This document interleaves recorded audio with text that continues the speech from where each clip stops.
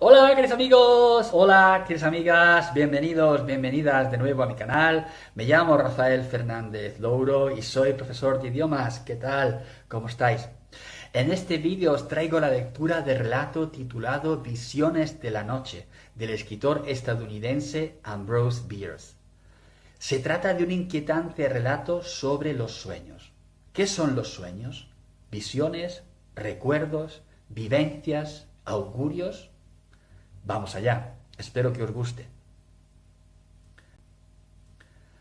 Visiones de la noche, un relato de Ambrose Bierce. Tengo la convicción de que el don de los sueños es un valioso obsequio literario, pues si con alguna técnica aún no descubierta pudiéramos captar, fijar y utilizar las insólitas imágenes que proporciona, tendríamos una literatura muy por encima de lo corriente. Del mismo modo que los animales adiestrados adquieren nuevas capacidades y aptitudes, ese don podría mejorarse sensiblemente una vez capturado y domesticado. Con ello, doblaríamos las horas productivas y realizaríamos nuestra más fructífera labor mientras dormimos. Pero incluso en las condiciones actuales, el mundo de los sueños es un terreno que produce rentas, tal y como demuestra Kubla Khan. ¿Y qué es el sueño? Pues una desordenada disposición de recuerdos inconexos, una embrollada sucesión de pensamientos que una vez estuvieron presentes en la conciencia insomne. Es una resurrección de todos los muertos en tropel, pasados y recientes, justos e injustos, que emergiendo de sus tumbas resquebrajadas, con las mismas ropas que llevaban en vida, corren desordenadamente para conseguir una audiencia del director, de todo ese baile, mientras se desgarran los vestidos unos a otros. Pero, ¿es que realmente hay un director? En absoluto. El que debía serlo renunció a su autoridad y la masa se ha apoderado de su voluntad. Murió, pero no resucita con los demás. Su capacidad de juicio y de sorpresa ha desaparecido. Puede sentir dolor y alegría, terror y atracción, pero no asombro. Lo monstruoso, absurdo y antinatural se convierte entonces en sencillo, correcto y razonable. Ni lo ridículo divierte, ni lo imposible desconcierta. El único poeta verdadero que encontramos es, pues, el soñador. En él la imaginación es compacta. Pero la imaginación es otra cosa que recuerdo. Si no, intenta imaginar algo que nunca hayas visto, sentido, oído o leído. Prueba a concebir, por ejemplo, un animal que no tenga cuerpo, miembros o cola, o una casa sin paredes ni techo. Cuando estamos despiertos, dirigimos y ordenamos nuestros pensamientos por medio de la voluntad y el juicio. Seleccionamos y sacamos del almacén de los recuerdos aquello que nos sirve y excluimos, no sin dificultad, lo que no nos interesa. Por el contrario, cuando dormimos, nuestras fantasías nos suceden. Aparecen tan agrupadas y mezcladas, tan impregnadas de sus mutuos elementos, que el conjunto parece nuevo. Pero las viejas y conocidas unidades de pensamiento son las mismas. Tanto despiertos como dormidos, lo que sacamos de nuestra imaginación son nuevas combinaciones. La materia de la que están hechos los sueños es reunida por los sentidos y almacenada en la memoria del mismo modo que las ardillas almacenan nueces. Pero hay al menos un sentido que no contribuye a la fábrica de los sueños. Nadie ha soñado nunca un olor. La vista, el oído, el tacto e incluso el gusto trabajan para asegurar nuestro entretenimiento nocturno. Pero el sueño no tiene nariz. Sorprende que observadores tan sagaces como los antiguos poetas no describieran a la divinidad en actitud durmiente, y que sus obedientes siervos, los escultores, no la representaran. Puede que estos últimos, al trabajar para la posteridad, intuyeran que el tiempo y la fatalidad revisarían inevitablemente su obra, y por ello la conformaran a hechos naturales. ¿Quién es capaz de relatar un sueño de tal forma que lo parezca? No creo que exista un poeta con un estilo tan fino. Es como intentar transcribir la música de una arpa eólica. Existe una especie conocida del género pelmazo, penetrator intolerabilis, que después de leer una narración, tal vez de algún gran escritor, se las ve y se las desea para exponer su argumento con el fin de instruir y deleitar. Al final considera, qué buen espíritu, que no hace falta leerla. Bajo condiciones y circunstancias sustancialmente semejantes, como reza una ley que rige el comercio interestatal, yo no debería incurrir en una falta similar. Con todo, me propongo exponer en estas hojas la trama de algunos de mis propios sueños, si bien hay que tener en cuenta que aquí las condiciones y circunstancias son diferentes, pues mis fantasías no son accesibles al lector. Algunos fragmentos parecerán pobres y sé que al comentarlos no alcanzaré un gran éxito, pero he de reconocer que me resulta imposible apresar a un espíritu tan esquivo como este. Caminaba durante el crepúsculo por un enorme bosque de árboles antes nunca vistos, sin saber de dónde venía ni a dónde iba. Sentí la desmesurada extensión de aquel lugar y me di cuenta que estaba completamente solo. La idea de algún horrible hechizo como castigo a un crimen olvidado que debía de haber cometido al amanecer me obsesionaba. Avancé mecánicamente y sin esperanzas bajo los árboles siguiendo una senda que atravesaba las embrujadas soledades de la espesura. Un tenebroso arroyo cruzaba perezosamente mi camino. Era sangre. Giré hacia la derecha y lo seguí durante un largo trecho. Al cabo de un rato llegué a un abierto espacio circular, inundado por una luz tenue e irreal, en cuyo centro se podía reconocer un depósito de mármol blanco. Estaba lleno de sangre, y el riachuelo que había seguido era su desagüe. En torno al depósito entré en él y el bosque circundante. Había un espacio de unos 2 pies de anchura cubierto por grandes losas de mármol sobre las que yacían unos 20 cuerpos humanos sin vida. Sabía que su número tenía alguna relación clara y portentosa con mi crimen. Posiblemente indicaba en siglos la fecha en la que lo había cometido. La precisión de la cifra era pues evidente. Los cuerpos estaban desnudos y distribuidos simétricamente alrededor del tanque como si fueran los radios de una rueda. Reposaban sobre la espalda con los pies hacia afuera y sus cabezas, abatidas sobre el borde de la cubeta, mostraban un corte en la garganta del que brotaba sangre lentamente. Observé toda la escena sin hacer el menor movimiento. Era el resultado natural y necesario de mi pecado y por ello no me afectaba. Pero había algo que me llenaba de aprensión y temor, una pulsación monstruosa que tenía un ritmo lento e inexorable. No sé si se dirigía a alguno de mis sentidos o si llegaba directamente a mi conocimiento a través de algún camino desconocido para la ciencia. La lastimosa regularidad de su amplia cadencia era enloquecedora e invadía todo el bosque. Parecía la manifestación de un mal gigantesco e implacable. No recuerdo nada más de este sueño.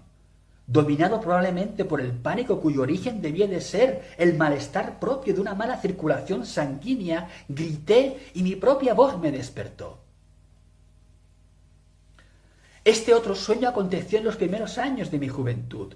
No tendría más de 16 años, y a pesar del tiempo transcurrido, recuerdo lo que en él ocurría con la misma claridad que cuando apenas había pasado 1 hora y yacía encogido de miedo bajo la colcha. Me encontraba solo en una inmensa llanura y era de noche. En mis pesadillas siempre suelo estar solo y normalmente es de noche.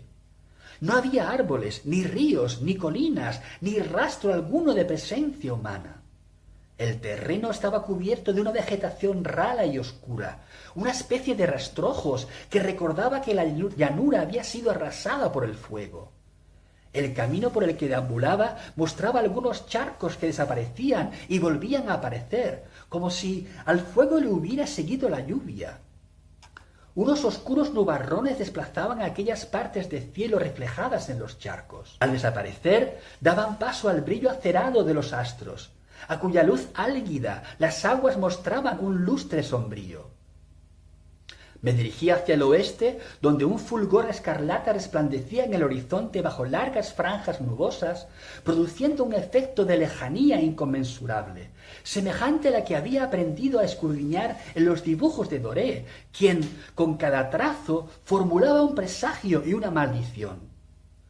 Mientras avanzaba, vi siluetas de torres y almenas que se perfilaban contra ese escenario misterioso y que crecían cada vez más hasta alcanzar unas dimensiones inimaginables.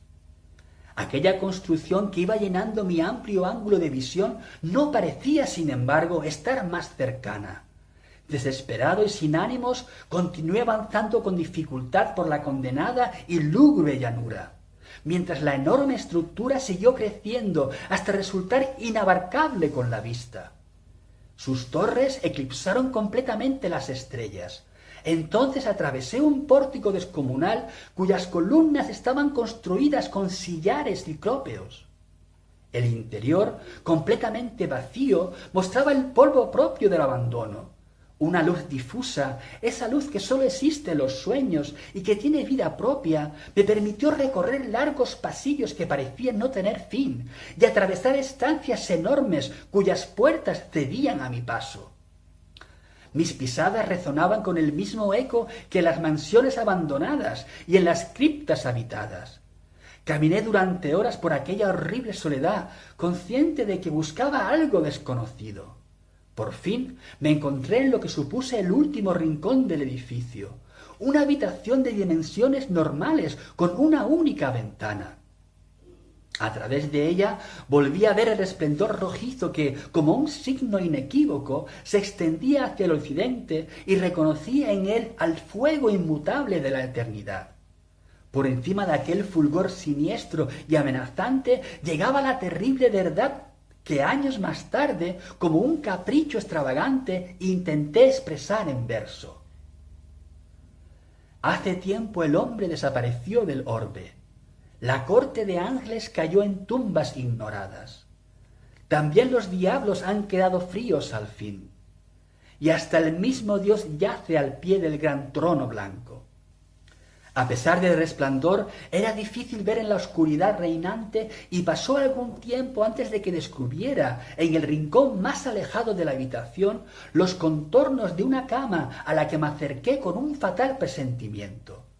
Sospechaba que la parte funesta de mi aventura terminaría con un clímax espantoso, pero no pude resistirme al hechizo que me empujaba a concluirla. Sobre la cama, medio desnudo, yacía el cadáver de un hombre.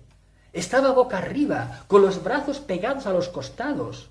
Al inclinarme sobre él, cosa que hice con asco pero sin miedo, descubrí que estaba horriblemente descompuesto. Las costillas sobresalían entre la carne apergaminada, y a través del vientre hundido asomaban las protuberancias de la espina dorsal. Tenía el rostro ennegrido y acortonado, y sus labios, algo separados de unos dientes amarillentos, castigaban su semblante con una sonrisa horrenda. Un abultamiento bajo los párpados parecía indicar que los ojos habían escapado a la destrucción general. Y así era, pues cuando me acerqué a verlos, se abrieron lentamente y se clavaron en los míos con una mirada sólida y tranquila. Traten de imaginar mi espanto, pues me resulta imposible describirlo. Aquellos ojos eran los míos. Esos someros restos de una especie desaparecida, ese engendro horrible que ni el tiempo ni la eternidad habían conseguido destruir, aquel desperdicio tan odioso y aborrecible que continuaba vivo tras la muerte de Dios y de los ángeles. ¡Era yo! Hay sueños que se repiten. De ellos hay uno que me parece suficientemente raro como para justificar su relato. Aunque me temo que el lector llegue a pensar que el reino de los sueños es cualquier cosa menos un terreno feliz por el que mi alma vaga a altas horas. Y no es así. Un gran número de mis incursiones en el mundo onírico, y supongo que muchas de los demás, van acompañadas de los más felices finales. Mi imaginación retorna al cuerpo como la abeja a la colmena, cargada de un botín que, con la ayuda del azar, se transforma en miel y se almacena en las celdas del recuerdo como un gozo eterno. Pero el sueño que voy a relatar tiene un carácter doble. Se trata de una experiencia extrañamente horrorosa, pero el horror que inspira es tan absurdamente desproporcionado al incidente que lo provoca que, al recordarlo, su fantasía divierte. Atravieso un claro en una zona escasamente boscosa. Entre el cordón de árboles diseminados alrededor de ese espacio irregular se ven algunos campos cultivados y viviendas en las que habitan inteligencias extrañas. Debe de estar a punto de amanecer porque, a través de las neblinas que llenan caprichosamente el paisaje, se ve una luna casi llena que, de un color rojo sanguinolento, desciende por el oeste. La hierba que piso está húmeda por el rocío, y toda la escena tiene la luz del plenilunio, de una mañana estival. Junto al camino hay un caballo que pasta ruidosamente. Cuando paso a su lado levanta la cabeza, y sin hacer el menor movimiento me observa durante un rato. Después se acerca, es blanco como la leche, manso de porte y de aspecto amigable. Este caballo es un alma apacible, me digo mientras me detengo a acariciarlo. Con los ojos fijos en los míos, se aproxima más y me habla con voz humana, con palabras articuladas. Esto, más que sorprenderme, me aterroriza y rápidamente me despierto. El caballo siempre habla mi lengua, pero nunca entiendo lo que dice. Supongo que será porque salgo de su mundo antes de que se acabe de expresar. Seguro que a él le asusta tanto mi repentina desaparición como a mí su forma de hablarme. Daría cualquier cosa por conocer el significado de sus palabras. Tal vez una mañana lo haga y ya no regrese nunca más a este nuestro mundo. Bueno, increíble este cuento. La verdad que muy inquietante y lleno de escenas terroríficas, ¿vale? Espero que os haya gustado. Lo podéis encontrar para leerlo si queréis en mis páginas de WordPress y Facebook o a través del enlace a la fuente donde lo he encontrado. Si os ha gustado, pues lo podéis compartir con amigos, amigas y familiares. Bueno, esto ha sido todo. Hasta el próximo vídeo. Cuidad mucho. Adiós.